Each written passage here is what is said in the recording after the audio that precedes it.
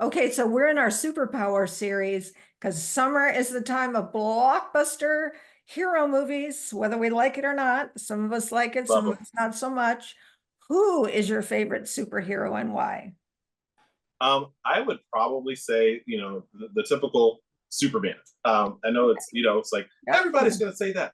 Yep. Um, and some of it is, and I know you haven't asked why, but I'll tell you anyway. A lot of Yes. it is the fact that this guy came from somewhere completely different, was able to, even though he came in with all the strength and everything, he still had to find his way to fit in and then figure Right. out, okay, I gotta run with this pack on a normal basis, but only use the things that make me different when it helps somebody else. And so Right. that's what I see with in Oh. him, aside from the obvious being able to, do cool stuff.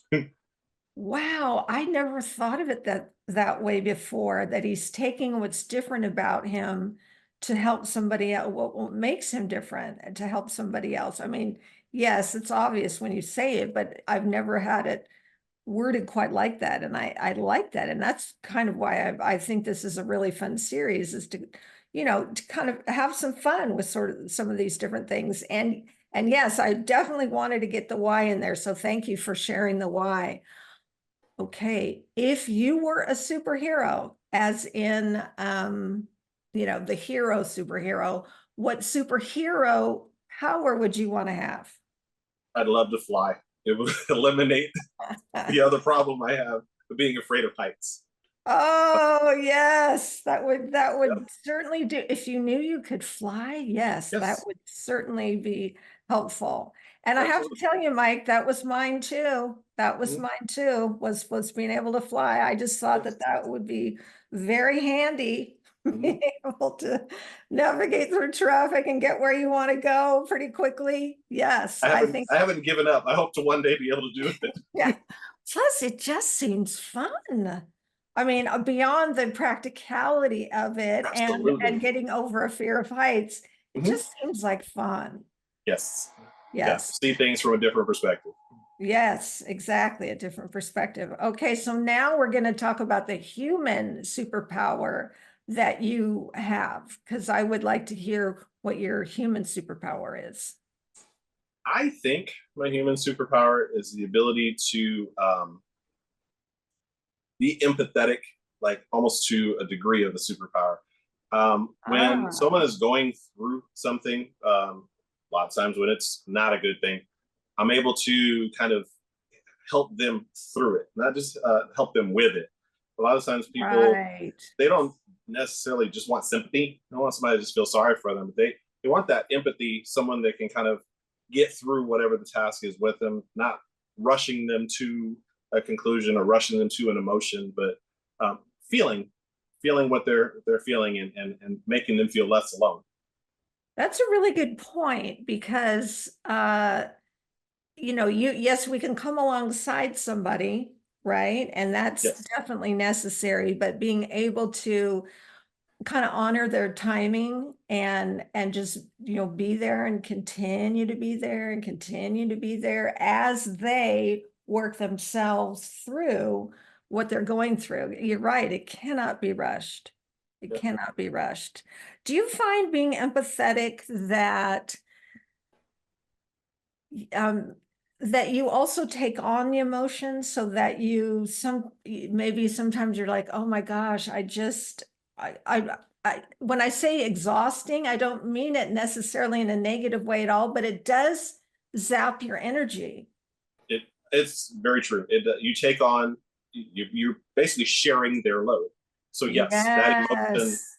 whatever that they're taking off, you're putting on for a bit, and you're helping them Yes. to move whatever that is for however long it is that you're choosing to be involved with them in it. Right. And I picture like this person's trying to move a boulder up the mountain like Sisyphus almost, and and now you're pushing it right along with them. So yes, depending on what they're dealing with and how long or how big a thing it is, yes, mentally it's exhausting, but it seems to lighten their load, and so it's two people dispensing with a Yes. big thing. Oh, yeah. I like that. I like that word picture. I like that word picture a lot. That That's really beautiful because actually helping them carry that load so that it's a little bit less heavy for them in their angst and in their pain. How do you think other people could find their superpower? I think people need to dispense with the idea that they need to be like anybody else. Most of the time, we're told what normal is. We're told what we should be, what we should wear. And when we get out of that, when we get by ourselves, we hear that little bit of ourselves. It's always been there that tells us this is what you should be. This is the direction you should go. Mm. And you have to get out of the noise so you can hear yourself. Oh, that's And such good then advice. and Get out of it's the there, noise. and then you follow that. Yes, I love that. That's so good.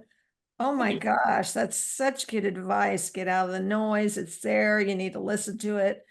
Yes. Oh my gosh, that's so, so, so, so good.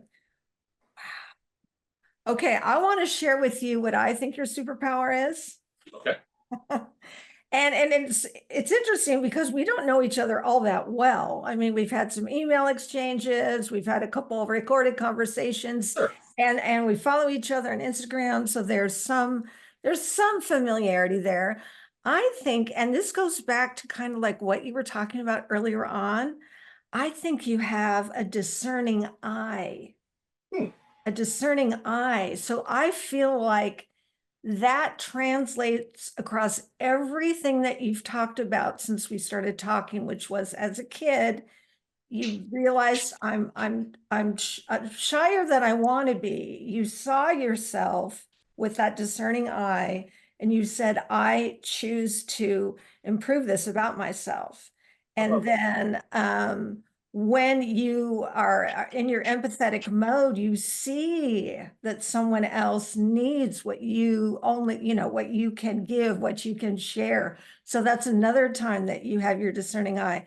And then lastly, you are an incredible photographer, absolutely incredible photographer. Thank Every you. picture that you've taken that I've seen has been like exceptional. Another moment to take that discerning eye and decide this is what I'm taking a picture of, and look how you decided to frame it, and look what you're saying through this picture. So what do you think about that? Gosh, I love all that. I don't think I've had that put quite that plainly before. Um, One of the things that you mentioned about seeing the thing through the lens, through the eye, I was I I'm was sorry, sitting. Siri started talking to me. I don't know what Oh no, he's it's fine. doing. I thought it was something in my No, environment. Siri, I don't know what is happening. He is trying to talk to me. I have him on do not Wants disturb. to be wants to be part of the He conversation. wants to be in here. Okay, go ahead. Tell me what you were saying. We were Jennifer and I were at the beach one time, and I Mhm. was sitting there, and this um, hummingbird comes into view for a moment, hovers. I had my camera, and I wanted to take one of those, epic still photos of them in flight, and it took off. And I said, okay, well, opportunity missed. And she said, no, this is be patient. Just take a moment. It'll come back. And we waited for another half hour. I don't know if it was the same bird, but a bird came into to frame, and I was able to take the shot. And I'll email it to you later on. Um, Yes, but the patient art got by my partner. Jennifer was, right. some people that I've been around in my life would have been like, okay, yeah, go, or they wouldn't have wanted to wait, even if I had suggested it. But the fact that she was willing to sit Right. there and wait because she knew it was important to me. And from that, I got the shot, and then it also taught me, some of the art that you feel that you're going to get. Yes, some of it's talent, some of it's equipment, but a lot of it's patience. Oh, And so hearing you talk about that discerning eye is cool, for lack of a better way to put it, yeah. because it has taken a lifetime to get to that point where you've refined the view that you have, and I guess it must be evident because you summed it up. Right. Yes. And I feel like sometimes I'm an intuitive person, and that those are things I see in you. And then I got really excited as you started talking about yourself as a kid, because it was like, oh my gosh, I can't wait to tell them what I think at the end. Yeah, Once I hear what spot you, on. yeah. So I really like your point too about being patient. I mean, that's another time, patient in art. And then you talked about too about like, if to turn down the noise, you have to be patient because Mhm. you have to be willing to take a moment and turn it off, get still, be quiet and listen. And I know for me, that's not an easy thing to do, but it's very necessary. It is. So it sounds like you have found in your art when you're taking photos that you've learned that it's okay to wait for a while until I don't know, maybe it's an intuition, like when to stop. Like, okay, well, it's been a while. I think I'm good. Hmm. Yeah, that's accurate. Sometimes the shot that you think you're there for is hasn't shown up yet. Um, Oh, yeah, my daughter and I and her fiance, they honored me with asking me to take their engagement photos. oh, And in the idea of it, it was going to be a sunset photo, and so I had in my mind the settings I'm going to have and all that. And then we got up to this place, and it was this beautiful, foggy, kind of dark and mysterious spot. And at first, I'm thinking, "Gosh, for engagement photos," but they dug it, and so it's like, okay, pivot. And we were out there for about a part of an hour. And again, some of the shots that in my mind I was ready to take weren't the shots that were the epic ones. It's like that shot that just kind of lined up. They're going to be uh, here. This is going to be here. Fog rolls in. I didn't orchestrate that. That shot came to right. me. And so it's just cool to just let it show up and just be a part of it. Yes, let it show up. Wow, that's so good because you're right. There's only so many variables you have control of, and then you have to be willing to kind of release it all and see what, like you said, what shows up and to go from there. I imagine that they're completely thrilled with the pictures that you got. They have definitely said that they love them all. And I was actually humbled when I saw them. I was like, wow, I did that. It's like, it's fun to be a part of it. It's like sometimes you do stuff that that, okay, yes, I take pictures, but sometimes you see it and you finally go like, yes, that's the one. That's That's so that's what I'm great. looking I for. love hearing that. That's so wonderful. And then you know that you're in that place of being so creative and being able to share that, not just Mhm. have that within you, but then to share it in this way of taking the pictures that represent this moment of time that turned out beautifully and then also reflect their love and the commitment that they're making to each other. That's just so beautiful. Wonderful. Is there anything, Mike, you feel like you didn't get to touch on that you wanted to talk about? Um, you know, over the course of, I would say, my childhood life, um, we were my sister and I mostly because we were the oldest, were led into religion, if you will. Right. Um, it was you're gonna go to church on these days. You're gonna go to and learn about God, and it's good. So I personally think a relationship with God is a thing to have. Who you worship is who you worship. I know who I do, but I'm not trying to push that on anyone. Yes. Got it. Having said that, there was a time in my life where I had, in my mind, a reason to pull back from the church. And I found out that I was not necessarily upset with God, but I was upset with Mhm. an instance Uh-huh. that I allowed to separate me from Him. Yes. But over the course of time, I refined my relationship with God because although the fellowship of the church is something to enjoy, um, the relationship with God is a personal one, and Mhm. you can carry Him with you wherever you go. And so I think even though I didn't go the traditional way with it, I still ended up in the place that I was meant to go with Him. And again, it seems like the theme here, even with superpowers, maybe one of my superpowers is patience. My wife would laugh at that idea. Um, but because God already knew we were going to be here. And so for him to be patient enough to wait for me to go through all of this stuff, and for him to finally go, there you are. And Yes. there's that aha moment in that and go like, oh, wow, I want to be able to share that with somebody at some point, that it Right. doesn't have to be in the way everybody says it's going to be. You know, the relationship that you have with God, with family, with people, it it has to be the way that it works for you.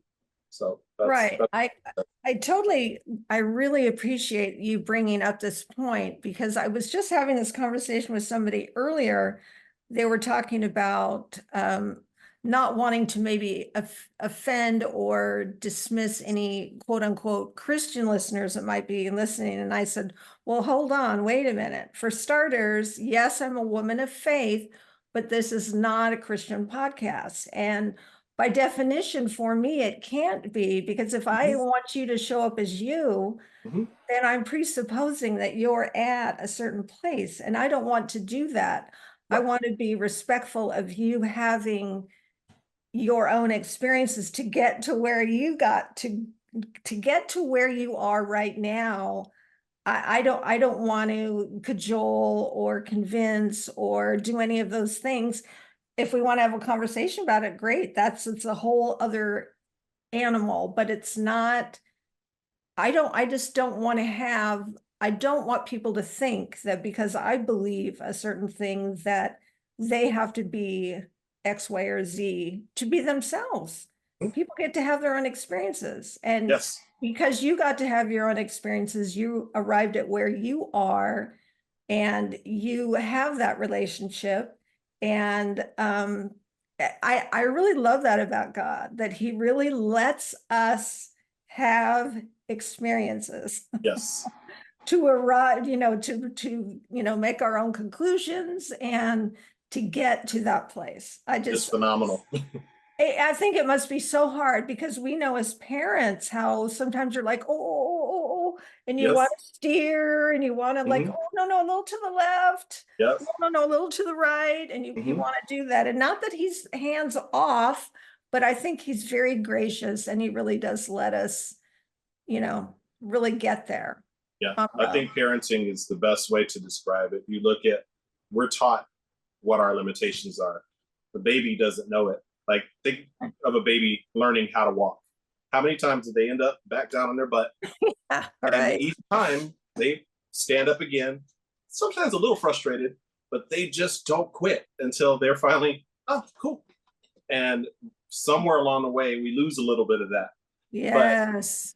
when we shed what we think of our limitations, we we get that same feeling like that baby, like I could do anything, you know. so Right. so yeah, I think we again we have everything we need in that quiet place that's just us. And you know, if Mhm. we can get away from the noise at some point, we'll see it and we'll arrive at our best version of whatever we're going to be. That's right. Well, thank you, Mike. I'm really glad you brought that up because I've kind of been thinking about that. Like, how do I communicate that? Because, the show is all about being whoever you are, whoever that is, wherever you are. That's the thing. And to keep inspiring, encouraging you forward.